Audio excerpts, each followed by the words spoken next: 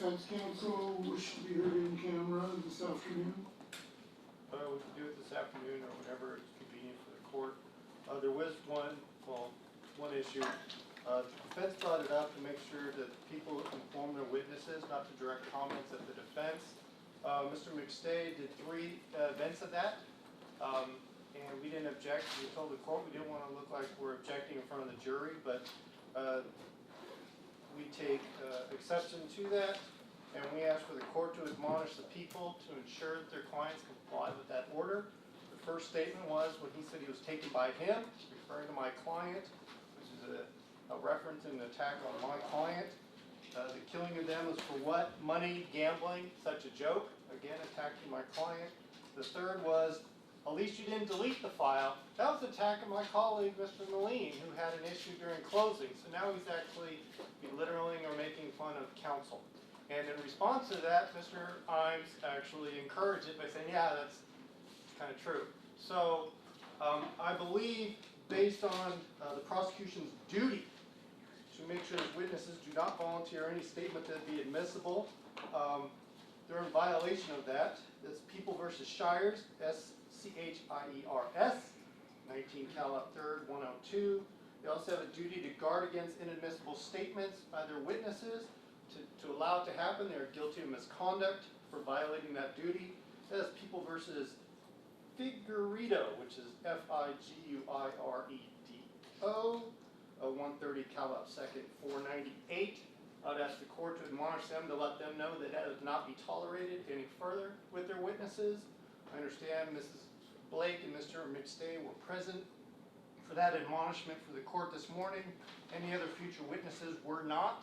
So I would ask the prosecution to uphold their duty and admonish them appropriately.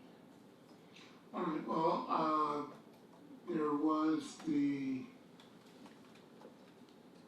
2 of the references you mentioned I thought were relatively innocuous. The one that referenced the motive being money and gambling was more direct, would not have been, was not appropriate victim impact evidence. It was, Mr.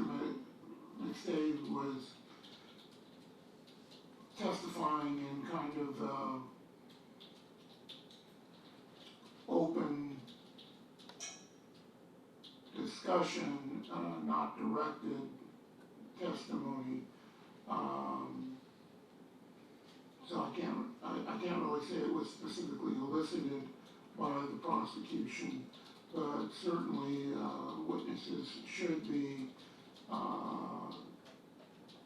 reminded or admonished not to make direct statements with regard to Mr. Merritt, their feelings about Mr. Merritt, what they believed the motives were, things of that nature. Okay. And just to be clear also, there is, I believe it's the People v. Brown case. Let's see if I still have that up. Yes, which is 33 Cal 4 382, where the witnesses can also give their opinion as to what the proper punishment should be in this case, and we'd ask the admonished to refrain from stating that. That hasn't come up yet, but that's one other thing I want to keep an eye out for. I agree that's not appropriate. Well, that hasn't been elicited. Right, that's true. The people also, as the court observed, did not specifically elicit the testimony that's being complained of. The first comment is reasonably inferred from the jury's verdict yesterday, so that's not a personal attack on the defendant. The second comment, even if it is abridging the court's admonition, I did not double down on it, I didn't follow up on it, I redirected the conversation to another topic and moved on. It was innocuous. The third one, Mr. McGee again is subscribing someone's motive and intent by speculation. I took it more as he was making fun of me, but again, Mr. McGee would rather speculate as to someone's state of mind to make an accusation rather than it being truly directed at least you didn't do it as he did. So I find it speculative. Well, again, I thought out of the 3, only one of the comments comments was, really directed at, going well beyond victim impact evidence and making reference to the defendant and what Mr. McStay believed his motives to be. If you want an admonition to the jury to disregard that, I will be happy to give it. I'll say at this point, no, Your Honor, but if it happens again, I think it'd be time for an admonition, not of the jury, but also the prosecution to control their witnesses. Okay. Okay, anything else? We've met over the lunch hour trying to trim our presentation down, and we have a proposal with consent of court and counsel down to, I believe, 3 witnesses? Maybe four, but 2 of which, in order to accomplish that and get it done quickly, would need to do it via Skype or FaceTime, as one is in Hawaii, one is in Europe. And if there is no objection from the court or counsel to do that, we could get that done possibly on Tuesday. Who are those witnesses? Tracy Russell is Summer's sister, and Kenneth Aranda is her brother, Summer's brother. Just happens they're on opposite sides of the earth.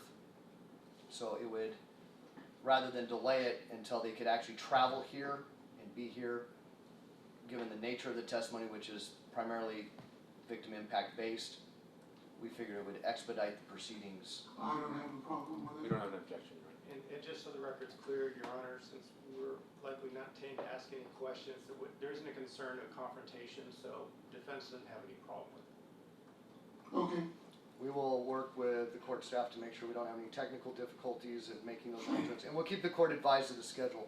Sure. That will help cut the process down a little bit, move it along. Sure.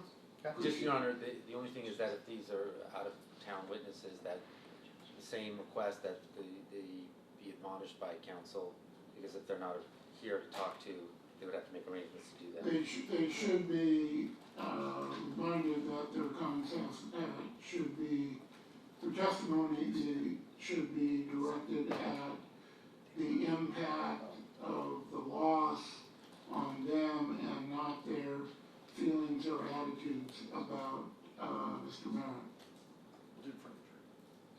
The other thing to help speed that up would eliminate one witness is if counsel's willing to stipulate to the defendant's date of birth.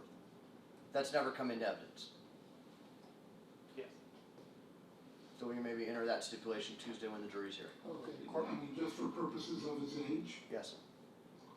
Okay. And the court could take judicial notice of the complaint, which lists out his date of birth. Either way. Okay. Whatever you want to do in that regard. Okay, that's fine. So let me meet with counsel and Mr. Merritt in camera, so I'll ask everyone else to leave the room. Are we coming back after that, or are we No, like excused for the day? Okay. If you give me a moment to pack up.